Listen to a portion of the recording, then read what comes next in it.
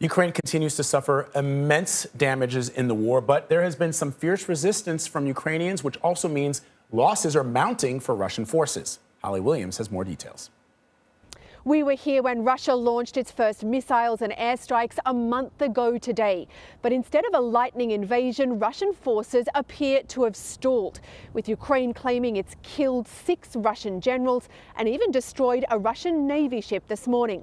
The human cost of this war, though, is horrifying. If Vladimir Putin thought he'd score an easy victory in Ukraine, he knows better now.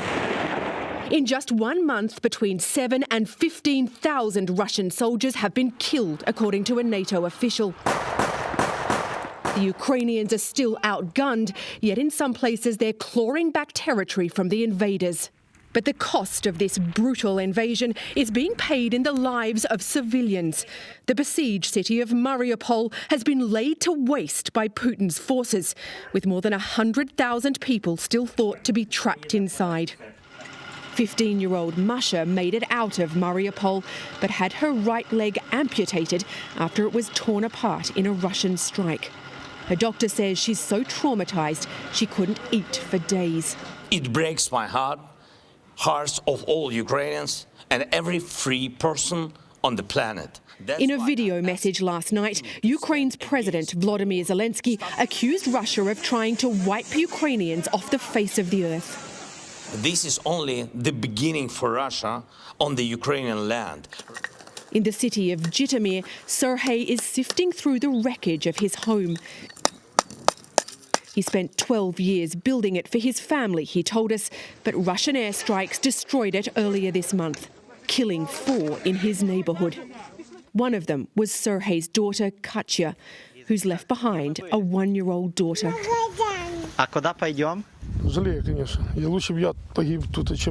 I wish I'd died in her place, Sergei told us. The pain doesn't go away. Who do you blame for this? Of course I blame Putin, he said. If I had him in my hands, I'd butcher him like a goat. Sergei says he'll raise his granddaughter, and like other Ukrainians, he's determined to rebuild. In the shattered city of Kharkiv this week, a cellist played in the rubble, creating beauty even amid the terror of this ugly war. This is a country where the will to survive and fight for freedom at any cost is simply staggering. In that video message, President Zelensky called on people all over the world to protest against Russia's invasion. And he said that Ukraine has not received the aircraft and modern air defense systems that it wants from its allies. Anne-Marie and Vlad. Holly, thank you. Imtiaz Tyab is reporting from Lviv in the western region of Ukraine, and he joins us now live. Imtiaz, NATO believes that Russia has lost between 7,000 and 15,000 soldiers as its ground advancements stall. How is this igniting that Vladimir Putin might escalate military tactics in the region? I mean, what are ordinary Ukrainians telling you? Are they saying that they're afraid that as the Ukrainians hold the line, Putin could launch a chemical or biological weapon, which would have devastating effects? Vlad, Anne-Marie, very good to talk to you. Yeah, that number, staggering. But it also leans into what we've been talking about this week, Vlad, which is the sort of opaque nature of this violence that we're seeing on the ground. You have between 7,000 and 15,000. That is a huge gap. And it really just underscores, just in the fog of war, how little we know truly about what's going on beyond the devastation that we can see with our eyes. Now, we understand that this figure of 7,000 to 15,000 Russian soldiers who've been killed is a combination of information we've received from intelligence services, from Ukrainian forces on the ground, from eyewitnesses who have all brought this together. And to put it into context, Vlad, when you look at Russia's incursion into Afghanistan, or invasion of Afghanistan in the 1980s, they fought for many, many years and lost 15,000 soldiers. If this number is accurate, and say we do take that 15,000 number, to have lost that in just a month is just staggering. But again, bringing it back to the ground here in Ukraine, talking to your average Ukrainian, when you hear when they look at the horrors of what's going on, when you hear the threat of a chemical weapon or a biological weapon or even a nuclear weapon, I mean, it just beggars belief. And yet they say Vladimir Putin has destroyed our cities, destroyed our towns, destroyed our livelihoods. He could very well do this too. Emery.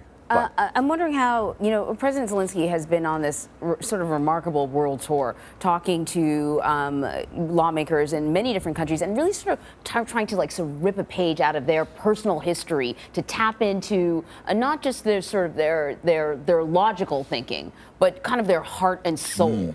And I'm wondering how Ukrainians feel about how their president is doing. It's extraordinary. Politics, as we know, wherever you are in the world, is a messy, complicated business. When Vladimir Zelensky was elected, this sort of well-known actor who played president, who then became president, when he started wearing that presidential attire and started, making the rounds as the president of the country, his ratings really plummeted. He came in on a real wave of hope and optimism, and then it kind of dissipated, as happens in politics. And yet here we are, this wartime president who for a month has sort of made this nightly, almost sort of proof of life addresses to his own people. And the people of Ukraine are still solidly and firmly behind him.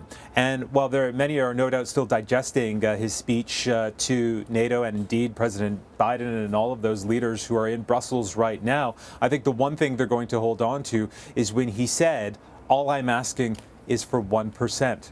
1% of NATO's tanks, 1% of NATO's weaponry, 1% of NATO's air power. If I had that 1%, I could defeat Russia.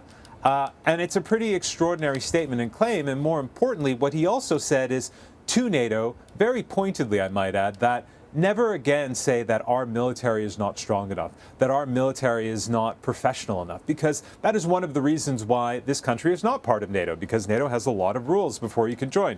Strengthen your democracy, professionalize your military. And Mr. Zelensky being very pointed and very direct with NATO, saying not only does he need weapons, not only does he need support, and not only does he need them to punish Vladimir Putin, whether it's through sanctions and other means, he also wants to make it clear that they made a mistake by not welcoming this country into NATO earlier enough, given the fact that they've shown their ability to fight and resist Vladimir Putin and his armed forces. Yeah, one thing you can say about him is he really is not pulling any punches when he talks to any of these world leaders and lawmakers. Imtiaz, thank you very much.